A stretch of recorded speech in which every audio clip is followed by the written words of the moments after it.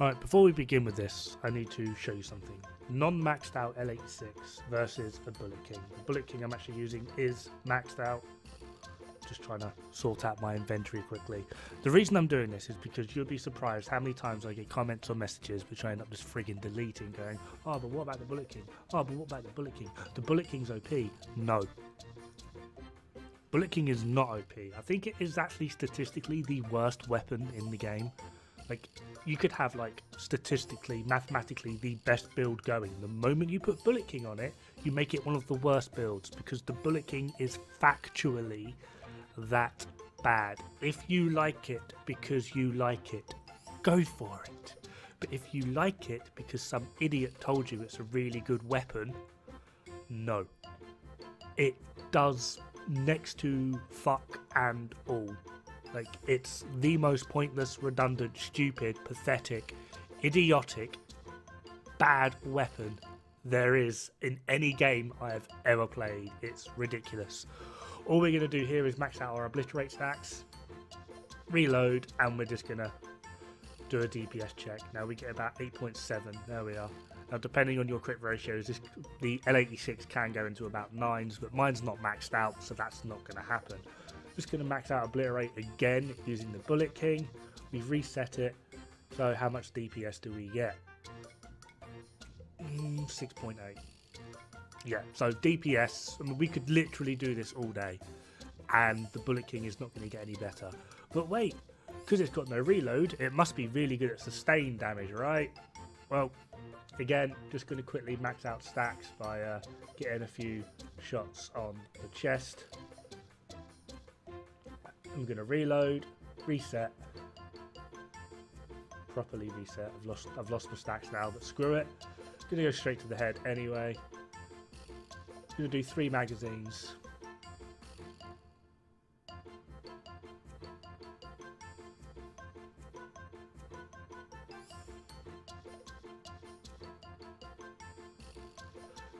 So I'd hope you agree, about 6.2 mil.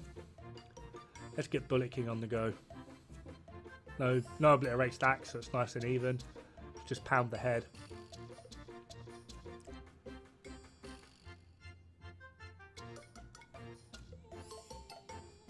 It's struggling. A maxed out Bullet King can't even beat a non-maxed out L86. And this will be the same for all LMGs. All other LMGs will beat the shit king. Okay? If you like Bullet King because you like Bullet King, fine. If you like Bullet King because you think it's good, not fine. Get a better LMG. That being said, better LMG is kind of a nonsensical statement. The reason being is I believe statistically they are the worst weapon archetype in the game, not because their DPS is bad, not because their handling is bad, not because they have a stupid reload, which is offset a lot of the times by the size of the magazine, but simply due to a really, really annoying mechanic: suppress. Now, as far as I can tell, suppressing enemy is directly related to your rate of fire, so the faster fire rate of an LMG, the more likely you are to suppress.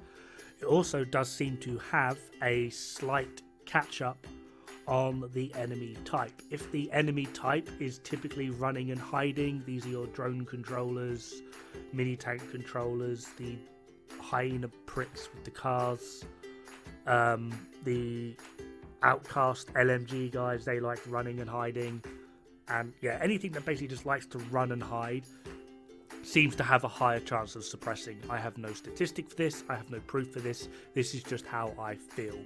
It seems to be directly linked to your rate of fire as well as the type of enemy. If that type of enemy likes to run and hide, they tend to get suppressed more.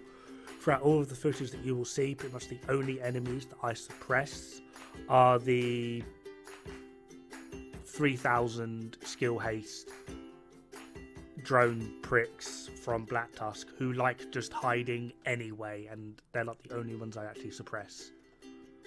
Now, as always, we're going to categorise these. No talent, which I suppose you could argue is their base DPS. It's probably the best direct comparison when compared to exotics. Talent active will show you the power of multipliers and just how different things move and jump around. Accuracy kind of negates both, but this is also going to be dependent on the player. This is my accuracy. you may very well be more accurate or less accurate, so things will move around, although I'd like to think it's a good indicator of just how powerful some weapons can become, depending on how accurate you are with them.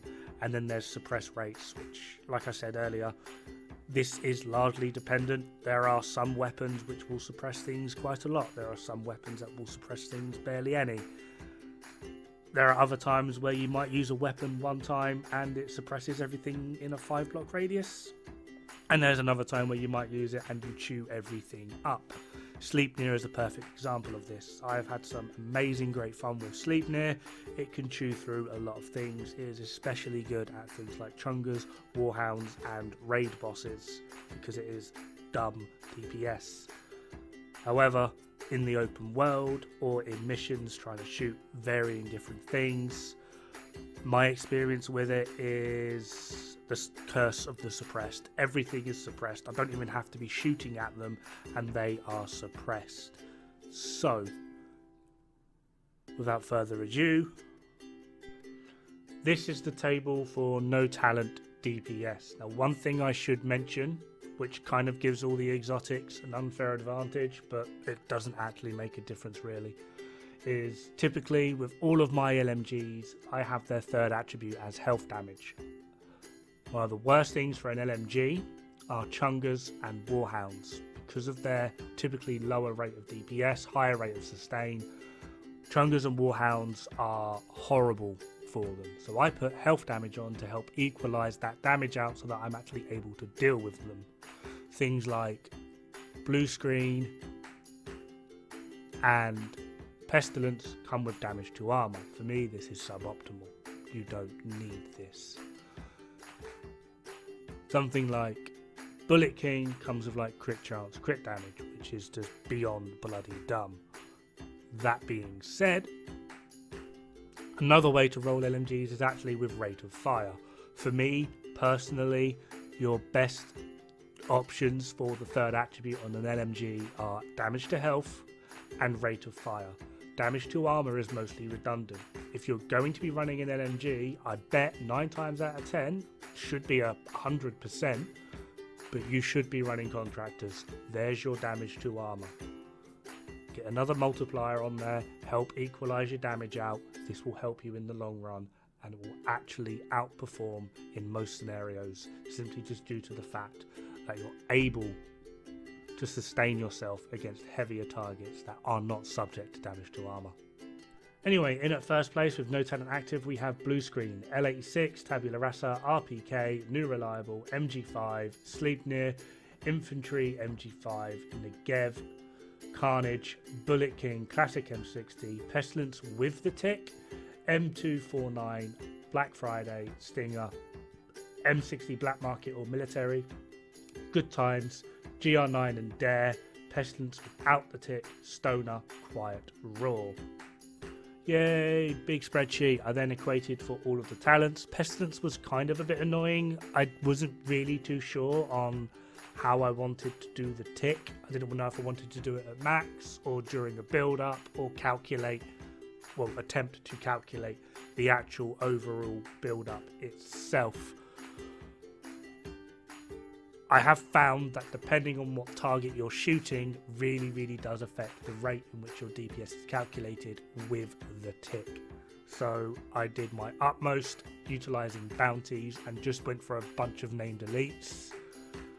Most of them were not Chungers. I think there's like 1 or 2 Chungers. However, take Pestilence DPS with a huge grain of salt because I don't think I've done it accurately. When I put it on the range for DPS, it was coming up just ever so slightly more. I believe about near enough 500 to 600k more, which means I've probably done it wrong and I'm doing it for about 3 to 4% less. This is just simply due to the fact that the tick is able to hit multiple targets, which then goes towards your DPS. Whereas if you're doing it single target, all of your ticks then go onto one target, which therefore increases your DPS. Still, but not as much. And I think I've just made a complete mess of it. However, it doesn't actually make a difference to the end result of what I'm going to show you. Just bear with me and we'll get there. So, adding the talent in, we get Sleipnir absolutely trashing literally everything with 13 million DPS.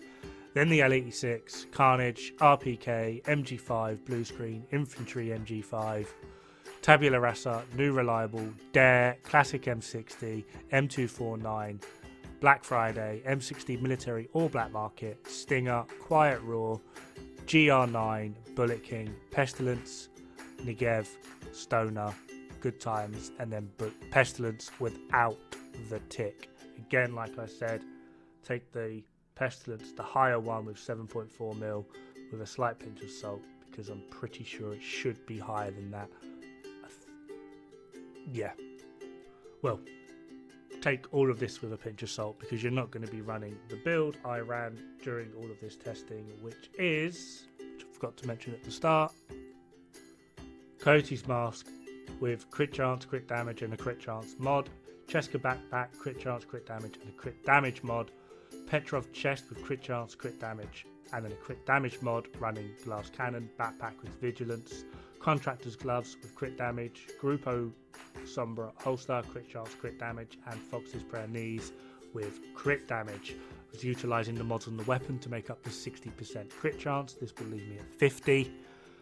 So with the mods on the weapon, it's 60% crit chance, and the overall crit damage for pretty much every single weapon was approximately ranged between 169 to 186 for the normals. For the exotics, they fluctuated 179, 181, 169 for Pestilence, etc. But yeah, this is the build I was running for all of the testing. So this will fluctuate ever so slightly depending on your build. However, for most builds that I've tested while doing this, the fluctuations don't really even seem to be more than like 1%. I think the most I've got was like 1.1% difference in overall DPS depending on your build. However, the biggest difference will be if you start subbing out red cores for blue cores or yellow cores, etc, etc. Now for the accuracy, as we can see, we've closed the gap quite a bit by a fair few different things. However,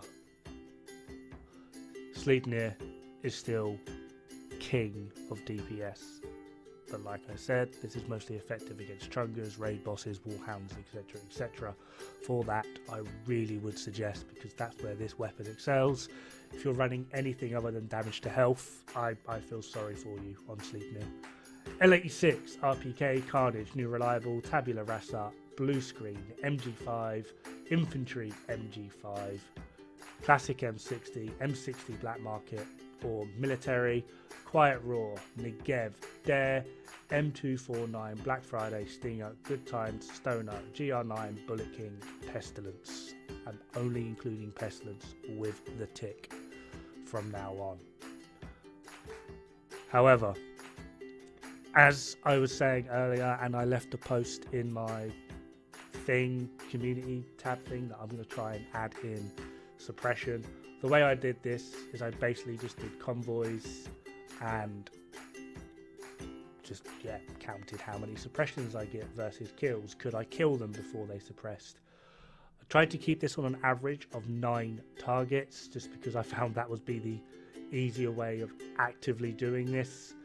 So I've rated them in kind of blocks, essentially. Did they kill their target? If they did, what's their maximum DPS? If they didn't, how much DPS do I need to remove to show their overall DPS? And this is kind of where I feel like, if you are interested in LMGs, this is kind of where I feel like you really do need to start potentially paying attention, because all of this DPS means nothing if the target sits there in cover for God knows how long. Whatever buffs or talents you may have active go out the window, because you have to wait for them to not be suppressed, or you have to push towards them. Ends up being a time sink, and you're losing then your maximum potential, which really hurts your DPS. Good example of this again is Sleipnir. Its potential of hitting 13 million DPS is outstanding. But can you even hit your target?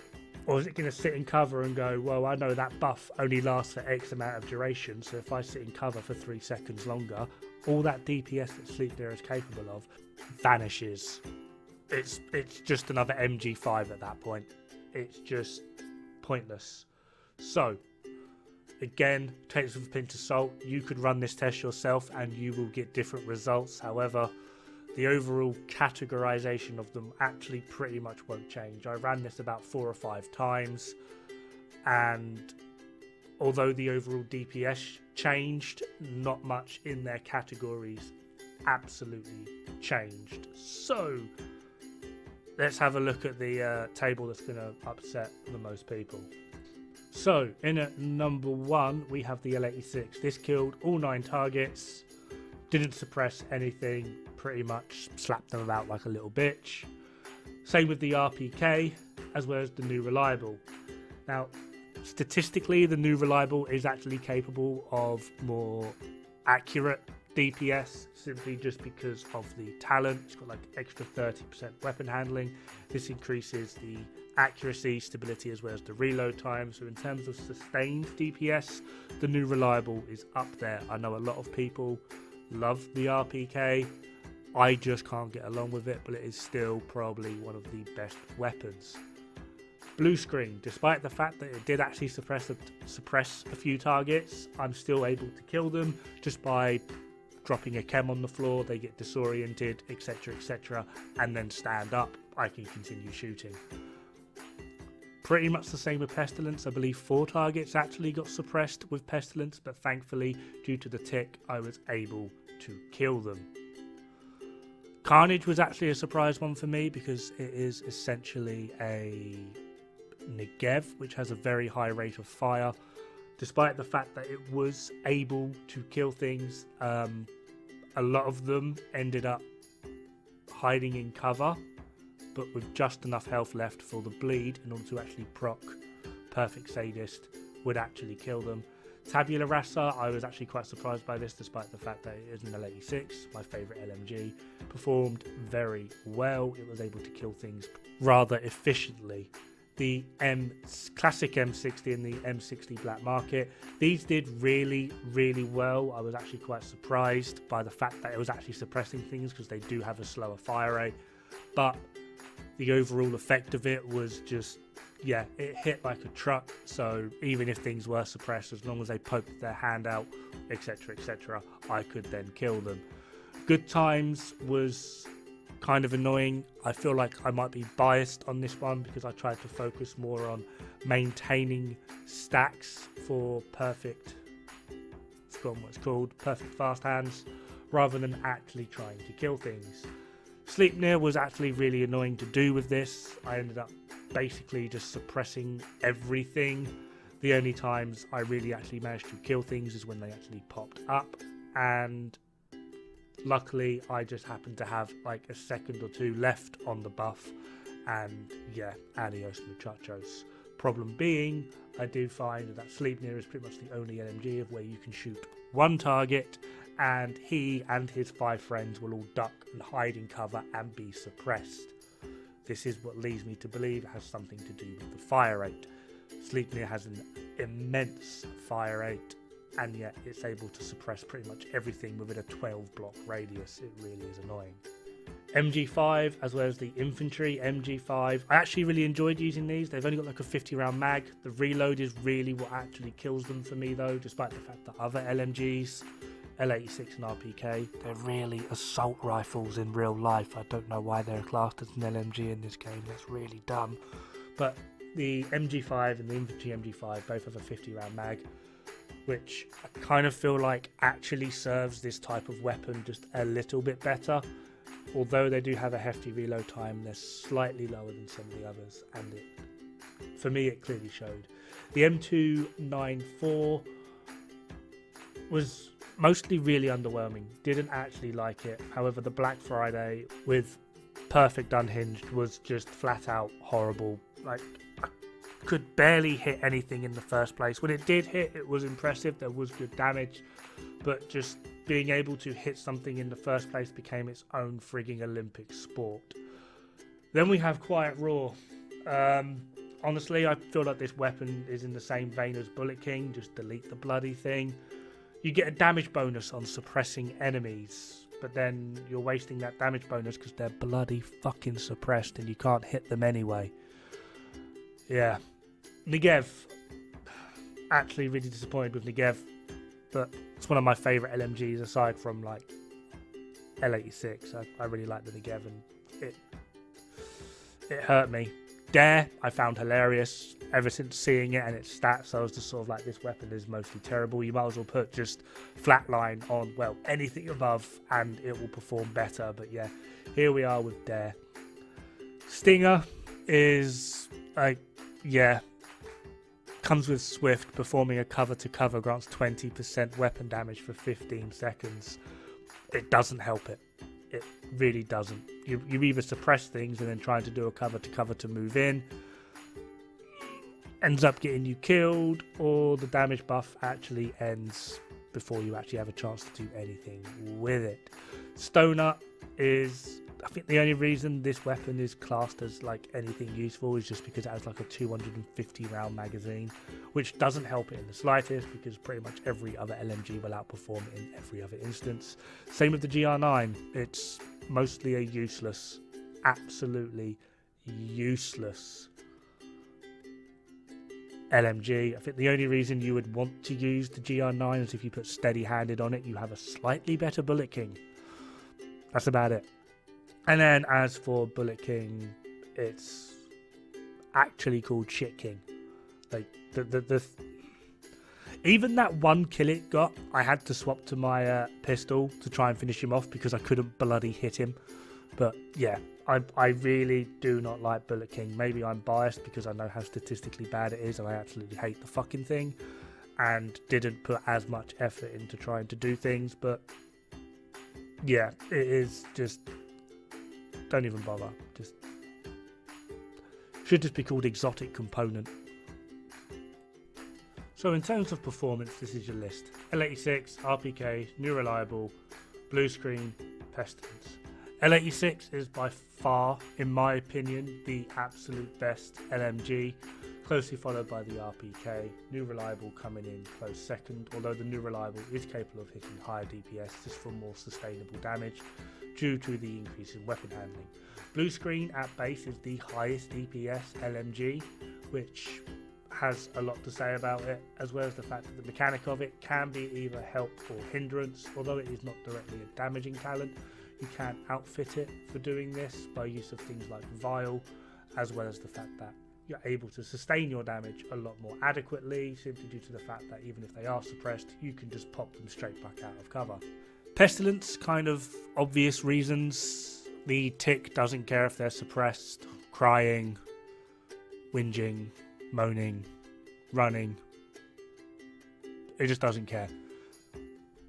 Although I would like to point out, L86 is at 100%, RPK is at 99, New Reliable's at 91, Blue Screen's at 90, well 90.77, so essentially it's 92, 90, and then we basically get like a 30% damage drop to Pestilence. Despite the fact that Pestilence is my all-time favourite weapon, I will be the first to admit that it is a pretty terrible weapon. I love the damn thing. It was one of the first weapons, or like the first exotics I ever got in the game. I've used it continually throughout. It's one of the weapons that I did most of my testing and learning the math on this game utilizing, because it's just always had a Pestilence. However, it is statistically pretty damn terrible. The only real utilization it actually has is it essentially cancels out the suppress mechanic. More of your damage does come from actually shooting them.